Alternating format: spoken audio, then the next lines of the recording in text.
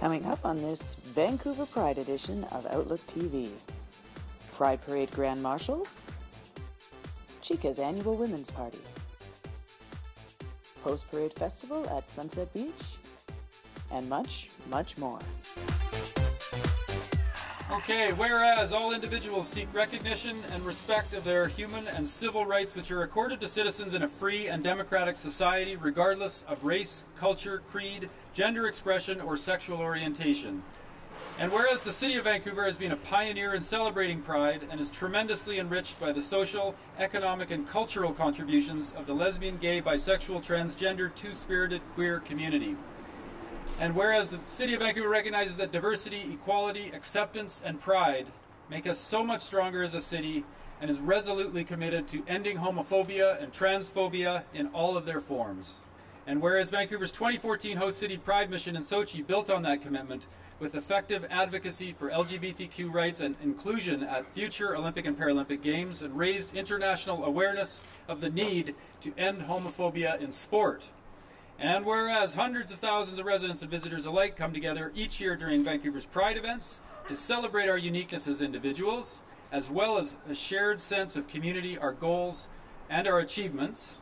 And whereas we are proud to host one of the largest Pride parades and festivals in the world, and to open our city and our hearts for a world-class celebration of equality, diversity, and the unique contributions of the LGBT community to our city. Now therefore I, Gregor Robertson, the Mayor of the City of Vancouver, do hereby proclaim July 28th to August 3rd, 2014 as Pride Week in the City of Vancouver.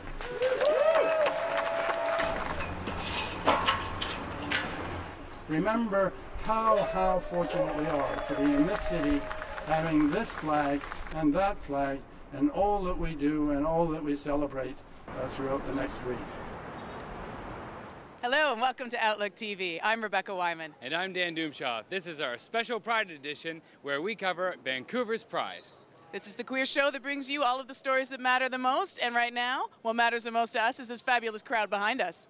That's right. Very soon, this stage will be filled with drag queens and musical acts, all brought here to delight the people in the beer gardens. In the meantime, we're going to take you up and down and show you what else is going on here. And our first story, though, is going to be Laura Shaw. She's covering the Chica's party at the Sheridan Wall Center, and we've got lots of Pride for you. So stay with us as we go on our Pride tour. All right, welcome to Chica's. Let's see what's going on tonight.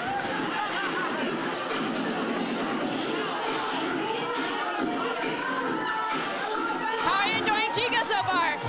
That's amazing, good time, great atmosphere, great people. It's an awesome time. Have you been before? No. Every year. How are you liking the venue, Sheridan?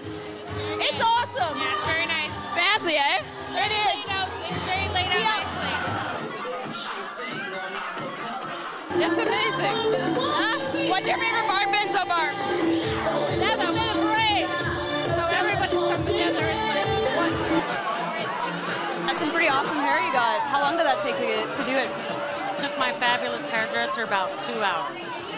Has it picked out all the ladies for you? Not yet, but the wheelchair seems to help a lot with that, so I'm gonna hold on to it for a little while longer than I need to. You've also got some awesome shoes there going on. Custom made from Bag and Shoes in Victoria. Very nice, awesome. So how are you enjoying the party so far? So far, so good. I'm looking for some more hot ladies to come around, though. So when you see them, send them my way. Will do. Okay, thank you so much. Happy Pride. Welcome. Happy Pride. What an awesome Pride 2014 party. From Chica's in Vancouver, this is Laura Shaw with Outlook TV. And next up, we're going to take you to the Queer Arts Festival. Angus Pratt caught the opening night party, and boy, was it fun. Happy Pride to you. Let's go, darling. We're here at the 6th Annual Queer Arts Festival at the Roundhouse Community Center. Let's go check out all the action. You think of something that you want to release from your heart into this heart. Now, I understand the thing, Queering the International is the feature umbrella of this exhibit this year. Can you address that a little bit? I thought it would be really interesting to see what artists from around the world are doing in relation to just what it is to be queer in the large world. We have an artist from South Africa, Zanele Moholi. Zanele calls herself a visual activist, and so she documents a lot of queers in South Africa, and also deaths, because many lesbians are killed in South Africa out of hate crimes. So she's become known for bringing those issues to light. We also have John Grayson, who is a very special Canadian who last year was imprisoned in Egypt for 50 days. And so we have a beautiful piece by him called Prison Arabic in 50 Days.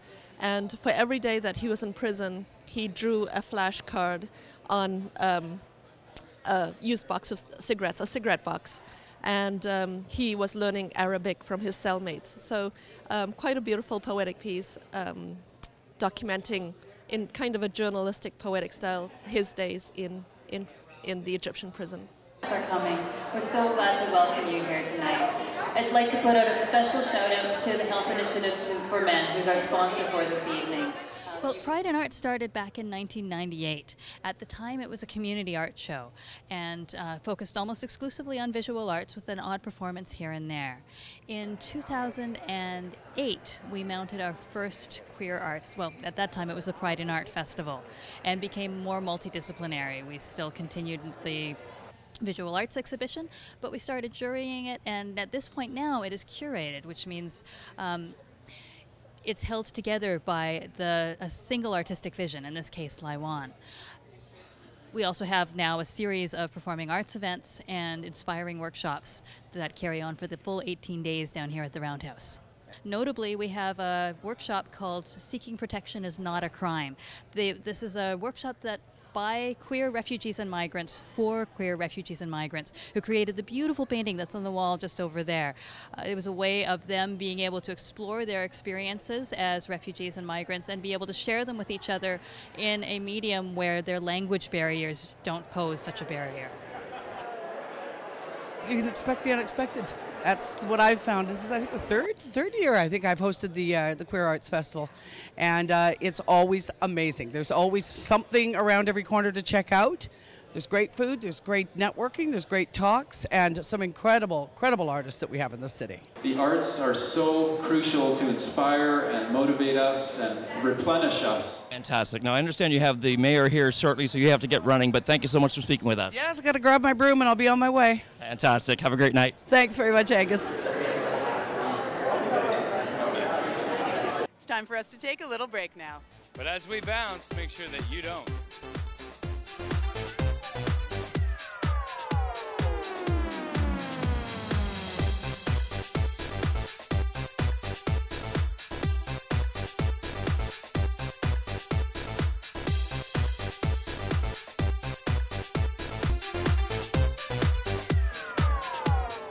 The Pride Parade Marshal is a very important role. It's true, so we sent Connie Smudge to check in with this year's two marshals, Dean and Gwen. Hi, kittens. It's your intrepid reporter, the unstoppable Connie Smudge, right here. Hi, darling, in the heart of the gay village. That's right, Davie Street people. I'm here with OutlookTV, and we have got interviews galore. You've been an advocate for years, and I know that you're an artist as well. Do you think that those two passions have come together and culminated who you are today? I didn't really have a voice for the film I was making before I came out. When I came out, I think I was able to actually align that a little bit more, my interest in social justice as well as filmmaking. And so my MFA film, She's a Boy, I knew it was kind of a good first project in that vein. Since then, I've done a lot of things, especially for Rain City Housing Support Society. A lot of stuff that's around the stigma against mental illness, housing poverty, and looking at intersecting oppressions. I will talk about one project that Rain City is trying to do right now. It's and I hope they get all the funding for it. Is the LGBT homeless housing project. So they're looking at the possibility of having a transitional home project in Vancouver, where they would have funding for 2 to 3 years, with the intention that they would help homeless youth who identify as LGBTQ and Two-Spirit get off the streets and actually build connections with communities. The universe always rewards a leap of faith, and let me tell you, you are on the right track, my darling. Any wisdom that you can give our community? It's so important to perhaps hold folks and people accountable to making sure that we're more and more inclusive, but doing it in a loving, respectful way. I think if we end up getting down to the points where we're finger pointing to one another, it's divisive, and I'd really like to see us do more proactive work where we're just building it stronger in ways that people who are perhaps dealing with intersecting depressions are included, that we think of them and we're more mindful about that. And I feel that we're on that path, and there's going to be bumps along the way, but I think we're doing a good job. I actually invited my mom just because family and friends are becoming more present in our communities. So I figured my mom is amazing, and she probably will be a great competition for all the drag queens. My kittens, my family. I want to talk to you about a man who has been honored with being Grand Marshal this year, but that can't be here. He passed away in spring.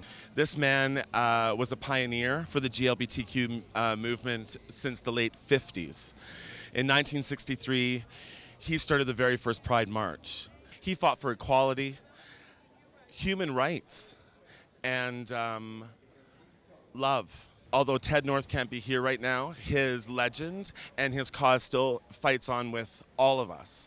And I am dedicating this Pride 2014 to Ted North because he changed my life in ways that I can't even begin to explain to you. I had a chance to ask Dean what it was like to be Pride Marshal. Tell me everything. I'm just completely humbled that the community has chosen me to be one of the representatives for this year's Pride Parade. What was so magical about the experience of taking over Whistler Pride in 2006 and creating Pride House in 2010 is how the Vancouver community and the global community connected and just became something bigger. I've had the privilege to travel to 105 countries around the world. The most difficult Pride for me was in Budapest, where we were faced with angry neo-Nazis and Hungarian nationals that they wanted to cleanse the gays. They wanted to kill us. Were you prepared for that when you went? No, absolutely not. I was there as invited international judge for the Mr. Gay Europe competition, and part of our experience was to march in their Dignity March. Getting off the plane and being met by the organizers of Mr. Gay Europe and saying, hey, you know, we have a serious situation. The Norwegian government has come and is worried about our safety. We have death threats against us, and we don't know if we can do the march. And, you know, I was there with a couple other journalists, and I just like, you know, I need to experience this. I need to be a witness to this and stand up for our rights. I definitely think it was Budapest that just really was the icing on the cake, and just like, this is what you need to do, and we need to stand up and defend our brothers and sisters where they're living in places of conflict where they can't be open and free. I just love everything that this stands for. I want to thank the Pride Marshals. I want to thank Ted North for everything you've done for me in my life. And I want to thank Outlook TV and you for being here, because without you, I am nothing. Ladies and gentlemen, I am still your intrepid reporter, the unstoppable Connie Smudge, reporting for Outlook TV. And next, we're going to take you to the Terry Wallace Memorial Breakfast. Gary Wolfadder covers this important breakfast that happens every year to remember all of those who struggled to make Pride a reality. Good morning. This is Gary at the Terry Wallace Memorial Breakfast. Today is our 10th year anniversary in honoring our founders for the Terry Wallace Breakfast. And can you tell us why we have this memorial breakfast? To bring together the community, remind them of our founders, why we're here, and celebrate Pride. Terry Wallace was instrumental in many things in the community. Can you tell us some of the things he got going? What I've heard from some of our elders, he used to be very generous in making sure that everybody had money in the society, whether to have a drink or to just have fun. Special thing about this breakfast is it falls in between some of our bigger events of Pride. It's a chance for everybody to get together and just enjoy a nice relaxed morning, having a bite to eat and socializing without the pressures of the big events and everything. My brother Terry, I guess as you all know, was one of the originators of the Gay Pride, and I understand that he was also one of the first parade marshals. So we're just trying to really keep his memory alive, and he'd just be so proud of what what's happening today. Just tell us what you're serving up for breakfast this morning. Well, we have some pancakes and some sausages over there with margarine and syrup, and then we've got a beautiful fruit salad and apples and yogurt and juices. We come every year, and it's great. It's nice to come after the street party last night, come and have somebody make me my breakfast for me and support Pride.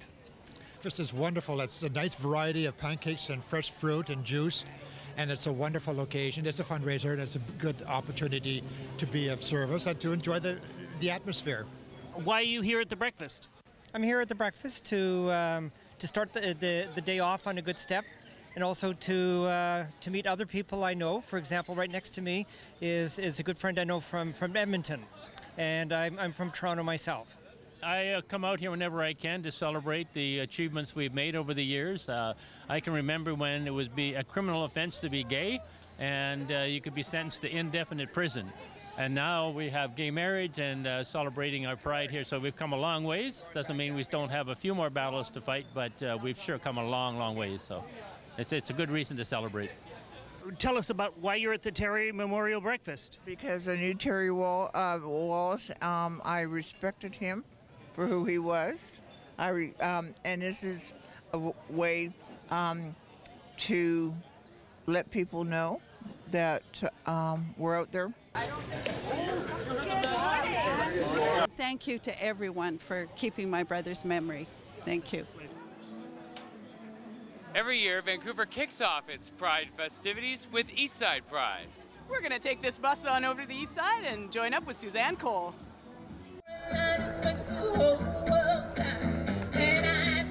Hi, I'm Suzanne Cole reporting for OutlookTV Vancouver, and we're here at Eastside Pride. What we're doing today is we're remembering a point in time that happened 40 years ago, actually on a Saturday in 1969, which is kind of cool. And so we're remembering that moment as a significant event that really sparked a movement.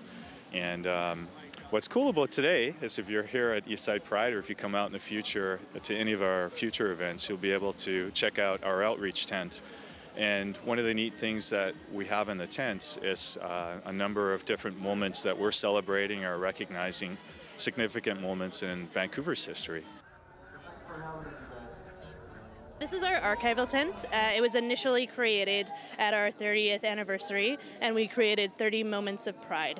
And so each placard kind of has a various different, whether it's event or moment in history for the queer rights movement in Vancouver, but also in Canada. And last year we updated it to include various different demographics of our community that weren't represented within the 30 moments. So we included drag kings, the trans community. I noticed on your website that this whole event is attributed to Stonewall. This event is placed on this weekend to commemorate Stonewall, and also to really try and recognize that within Stonewall, a lot of the focus is often on like the gay male community and how rights have developed from there. But at Stonewall, what happened was the forerunners in the Stonewall riots were trans women, were drag queens and people who are gender nonconforming. And as this is in East Van and in an area which is comprised of a lot more gender nonconforming folks, we want to really acknowledge that and celebrate that in this space this weekend. Tell me, what have you been learning about today as the crowd? What have I been learning about the crowd today? There's a lot of families, there's a lot of wonderful people out here today. They enjoy a good show, they love a drag queen. And that's why you're here, because you're the special. That's why I'm here. I am the Queen of East Van, and I host this. I've done it for the last, I think this is my 5th year. Last year, my husband did it, Peach Cobbler, because I was a little bit busy. But I'm usually here, and it's such a lovely, lovely day. And I'm honored, as always, to be the Queen of East Van. What more does a person need to say after that? I don't think anything, really. No. Thank you. Thank you. This has been Suzanne Cole reporting from Eastside Pride for OutlookTV Vancouver. Well, we look fabulous. So fabulous, we're going to need to take just a little break here. We've got lots more Vancouver Pride when we come back. Stay with us.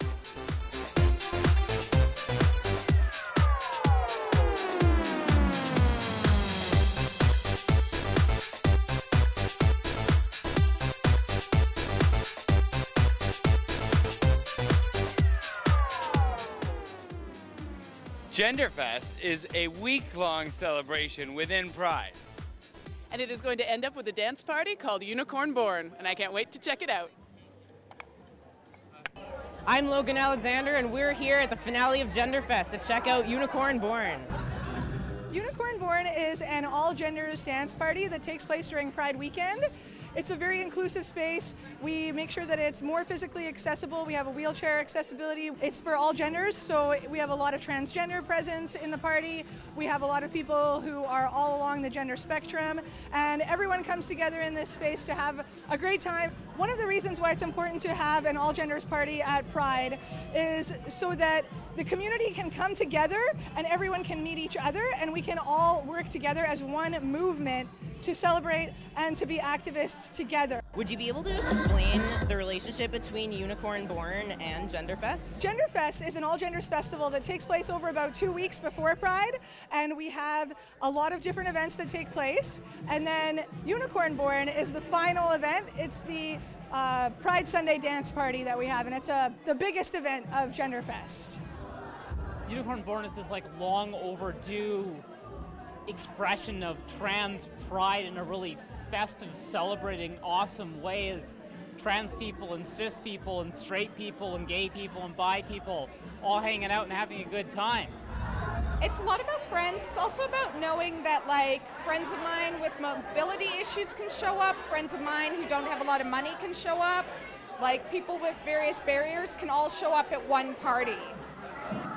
I'm here with the Buddy System. I'm coordinating for the evening. There's a group of volunteers who all have these brightly colored wristbands to identify themselves as sober buddies. And so we do various things. We supply free water. We're arranging for a free ride home if people need it tonight.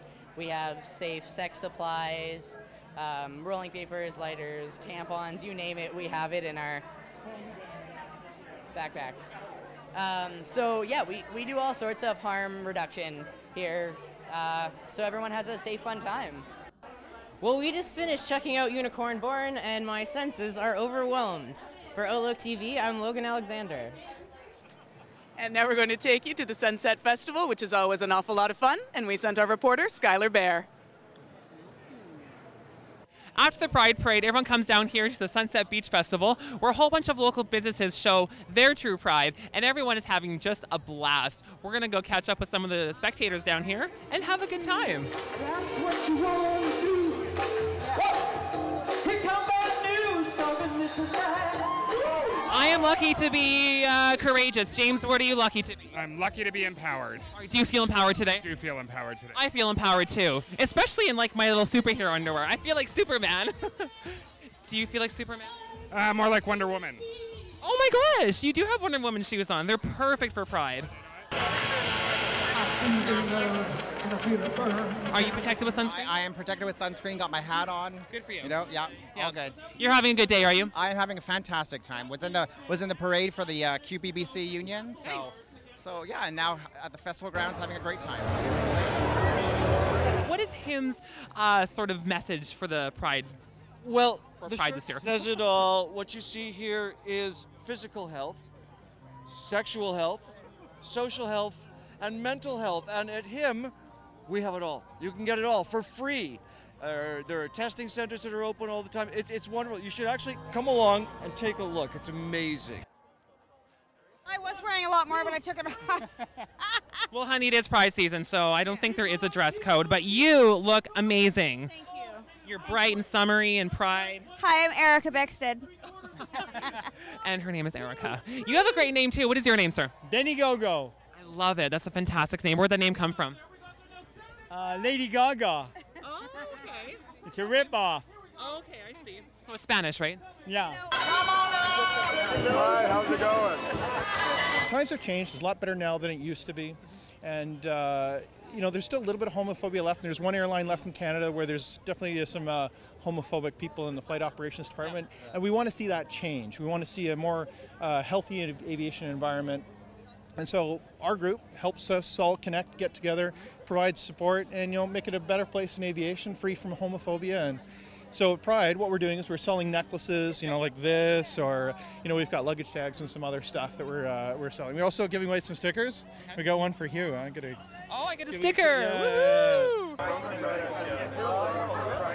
Empowerment's message for Pride. I would say to have some safe fun. We are here as a youth-run organization promoting awareness about HIV and Hep C. So no matter what, have some safe fun. Unfortunately, that is all the time we have for this edition of Outlook TV, The Pride Show. Thanks for joining us as we brought you to Davie Street and all the Pride celebrations. Make sure you check us out on Facebook, YouTube, and Twitter. And you can volunteer for us. Come on, don't be shy. Until next time, I'm Dan Doomshaw. And I'm Rebecca Wyman. Stay fabulous, Canada.